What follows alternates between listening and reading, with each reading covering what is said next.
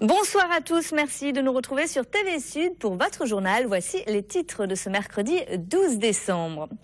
Le procès d'un vaste trafic de métaux au tribunal correctionnel de Montpellier. Depuis ce matin, 41 personnes de la communauté Rome sont accusées notamment de vol et de recel de cuivre. La Marianne d'Or décernée à Nîmes, la ville est récompensée pour le projet d'écoquartier Hoche-Cernam. Et puis la H-Cup et le MHR qui attend Cardiff de pied ferme. Après avoir battu les Gallois au Millennium Stadium, les rugbyman montpelliérains entendent réitérer la performance samedi soir à Évry-Manoir. Et en fin de journal, on se rendra en Espagne et plus précisément à Séville où on fête le 2e anniversaire de l'inscription du flamenco au patrimoine mondial de l'humanité.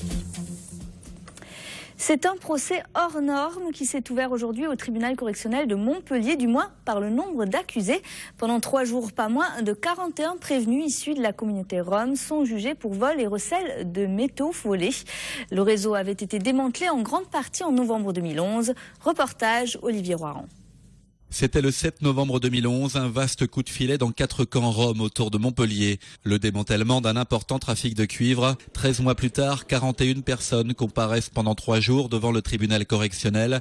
La Cour va devoir déterminer le rôle de chacun dans ce réseau présumé, actif dans 15 départements. Vous avez des personnes à qui on reproche des vols, d'autres à qui on reproche des recels. Vous avez des pères de famille qu'on peut croiser au détour d'un feu rouge et qui font la manche et qui ont fait de la détention ou qui n'en ont pas fait. Vous avez même des mineurs qui ont été renvoyés dans le tribunal pour enfants. Vous avez des personnes à qui on travaille dissimulé. Vous avez même des professionnels de la métallurgie, si on peut les appeler comme ça, qui sont renvoyés devant ce tribunal. Un tribunal qui va s'appuyer sur une longue enquête de police et de gendarmerie. Au total, près de 400 tonnes de cuivre avaient été dérobées dans toute la France puis recyclées. Le préjudice global est estimé à 2 millions d'euros. Parmi les victimes, la SNCF, France Télécom, mais aussi une vingtaine de petites entreprises. C'est un dossier qui vient maintenant au bout, mais qui a été long. Il y a la phase d'enquête, la phase d'instruction. On arrive maintenant plutôt au bout. Donc la partie civile que je représente attend que le tribunal tranche sur les demandes d'indemnisation. Et ensuite de voir comment il est possible éventuellement de récupérer les dommages et intérêts avec toutes les difficultés que ça suppose. Les débats s'achèveront ce vendredi. Le jugement devrait être mis en délibéré. Les voleurs et les receleurs présumés risquent jusqu'à 10 ans de prison.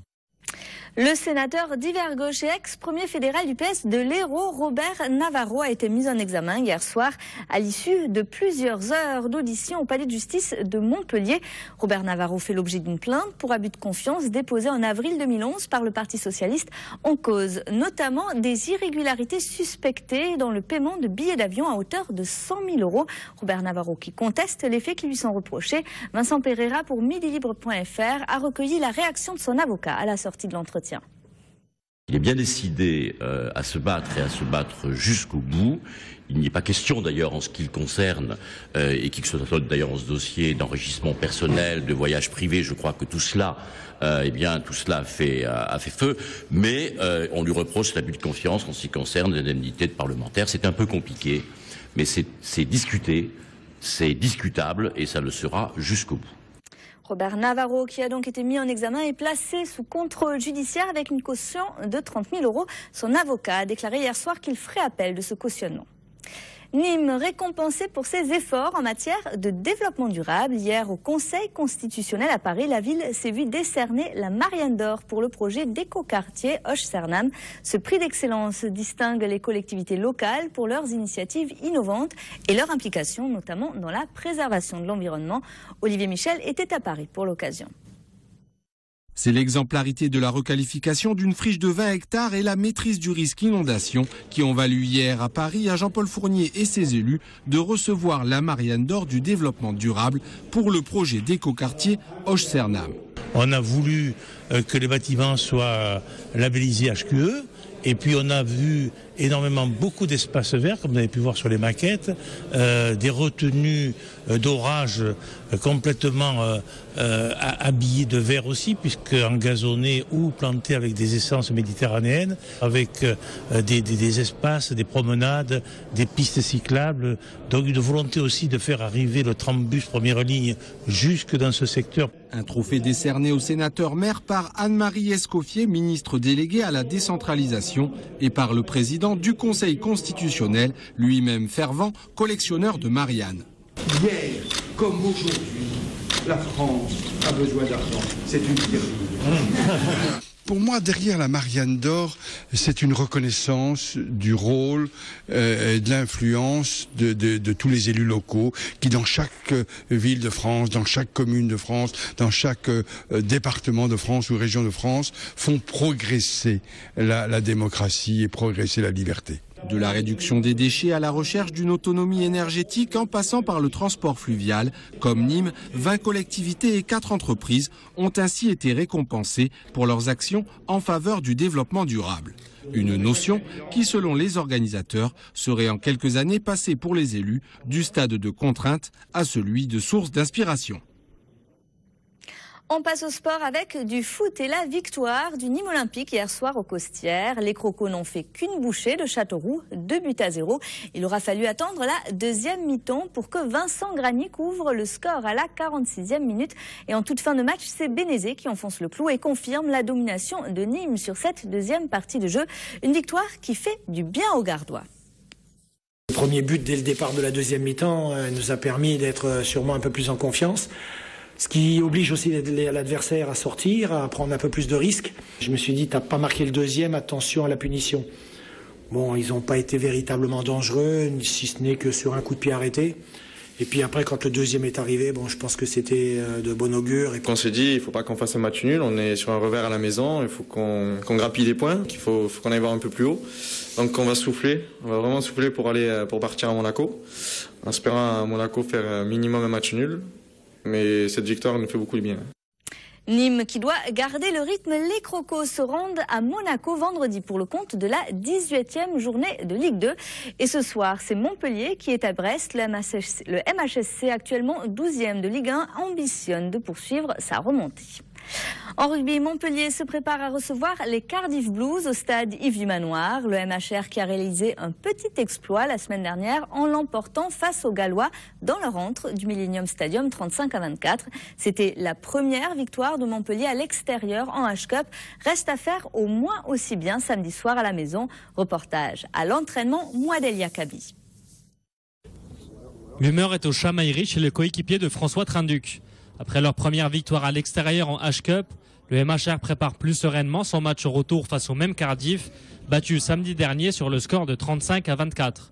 Deuxième du classement derrière le presque intouchable Racing Club de Toulon, Fabien Galtier a beau apprécier la performance de ses joueurs et n'en garde pas moins les pieds sur terre, même si son équipe a frôlé l'exploit de ramener un point bonus du pays de Galles. Tout peut arriver. On n'est pas en très bonne posture pour se qualifier. Je vais être honnête, hein. Non. Très bonne posture, c'est Toulon. 3 victoires, un bonus offensif. Nous, on a 2 victoires, on n'a pas de bonus. Donc, on n'est pas en très bonne posture pour se qualifier, pour être honnête. Mais on a performé dimanche dernier, donc on va voir ce qui va se passer dimanche prochain.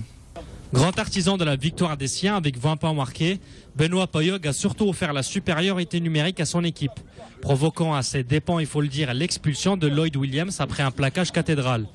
De cette action, Payog retient surtout le rôle à contre-emploi de Mamouka Gorgodze, capitaine du jour.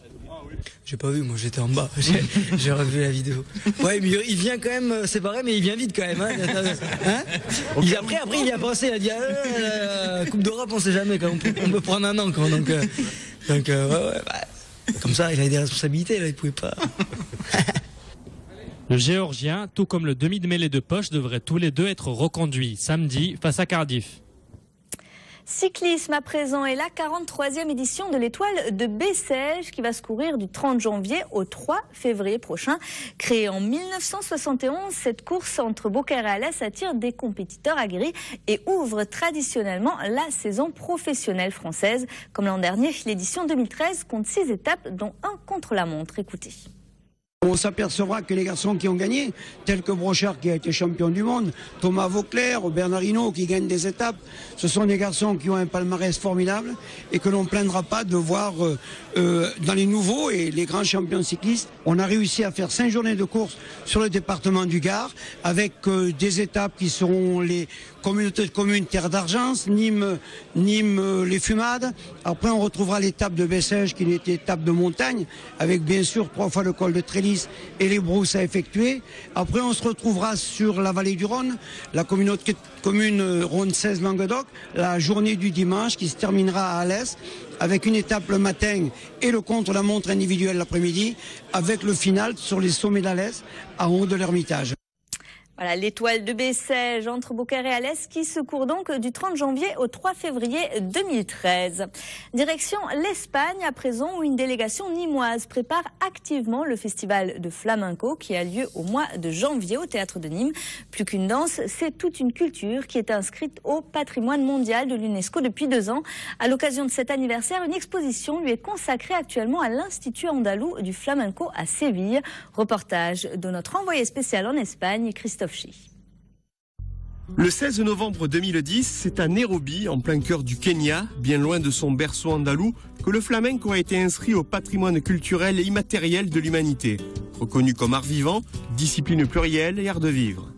2 ans après, les Espagnols, artistes et politiques, demeurent fiers et heureux à l'évocation de la défense de ce dossier auprès de l'UNESCO. C'est l'expression la plus importante de notre culture du point de vue de la manifestation musicale, de la danse, de la création en général. Des artistes qui entendent inscrire leur pratique d'un point de vue universel et sensibiliser les jeunes générations sur l'importance de la musique, du chant et de la danse flamenca.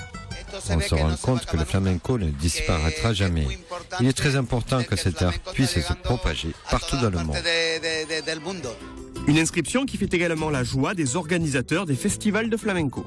Du point de vue du grand public, oui, bien sûr c'est important et oui, ça a un impact, très clairement. La reconnaissance d'un fait culturel qui s'appuie également sur une réalité économique bien rappelée par les responsables politiques. C'est aussi une industrie économique qui est en liaison étroitement avec le tourisme. Et c'est ainsi que nous essayons d'offrir des possibilités aux artistes à ce moment que les artistes ont beaucoup de besoin de ces possibilités de travail. 20 ans après la disparition du Camarón de la Isla, le toque, le cantejondo et le zapateado n'ont pas fini de résonner aux 4 coins de la planète flamenco.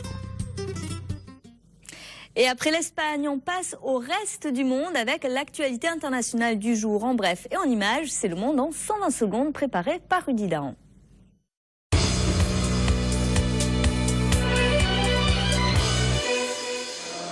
La Corée du Nord aurait envoyé une fusée et mis un satellite en orbite avec succès ces derniers jours. Un événement qui inquiète l'opinion mondiale et qui démontre l'avancée technologique depuis la mort de Kim Jong-il. Si l'on considère qu'il s'agit d'un modèle de missile similaire à celui qui a échoué en avril dernier, il ne fait aucun doute que non seulement les technologies de lancement, mais aussi le missile dans son ensemble ont progressé. Selon certains experts, ces fusées qui ont survolé l'île japonaise d'Okinawa seraient en mesure de frapper les États-Unis. À la demande de Tokyo et de Washington, le Conseil de sécurité des Nations Unies s'est réuni ce mercredi matin à 11h heure de New York afin de discuter de la situation.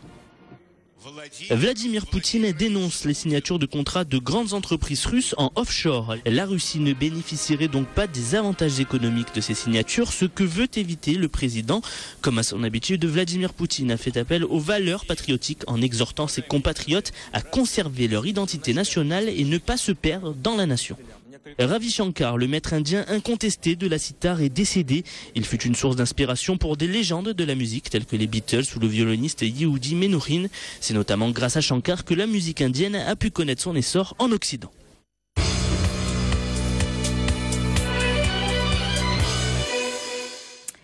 Retrouvez toute l'actualité internationale, nationale et régionale ce soir à partir de 10h dans le 22 minuit, 2 heures d'infos en direct et en continu présenté par Julien Desvages. Quant à nous, on se retrouve demain dès 12h30 pour votre édition locale de la mi-journée. Passez une très belle soirée sur TV Sud.